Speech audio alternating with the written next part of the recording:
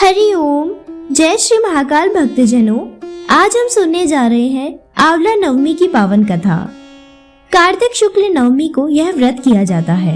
इसको करने से व्रत, पूजन, तर्पण आदि का फल अक्षय हो जाता है, इसीलिए इसे अक्षय नवमी भी कहते हैं।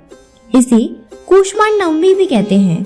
इस दिन कूष्मांड काशी फल या कद्दू में गुप्त दान, स्वर्ण, चांदी, रुपया, पैसा रखकर गंध पुष्प अक्षत से पूजा कर गौघृत, फल, अन्न, दक्षिणा के साथ योग्य ब्राह्मण को दान देने से विशेष फल मिलता है।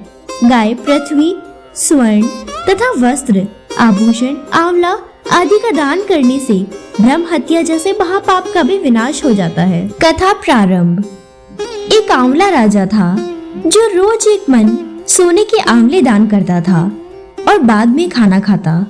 एक दिन उसके बेटों की बहुओं ने सोचा कि ये रोज इतने आंवले का दान करेंगे तो सारा धन खत्म हो जाएगा, इसीलिए इनका दान बंद कर देना चाहिए। फिर पुत्र आया और राजा से बोला कि आप तो सारा धन लुटा देंगे, इसीलिए आप आंवले का दान करना बंद कर दो। तब राजा और रानी जंगल में जाकर बैठ गए। चूंकि वह आंवलों का दान नहीं कर सके, इसीलिए उन्होंने कुछ भी नहीं खाया। तब भगवान ने सोचा कि अगर हमने इनका मान नहीं रखा तो दुनिया में हमें कोई नहीं मानेगा। तब भगवान ने सपने में कहा कि तुम उठो, तुम्हारे पहले जैसी रसोई हो गई है और आंवले का वृक्ष लगा हुआ है, तुम दान करो और जीम लो। तब राजा रानी ने उठकर देखा तो पहले जैसे राजपाट हो गए और सोने के आंवले वृक्ष पर लगे हुए हैं। तब राजा रानी 1.25 मन आंवले का दान करने लगे। वहां पर बहू के घर अन्नदान का बैर पड़ गया। आसपास के लोगों ने कहा, जंगल में आंवलिया राजा है, सो तुम वहां चलो तो तुम्हारा दुख दूर हो जाएगा। वह दोनों वहां पर पहुंच गए।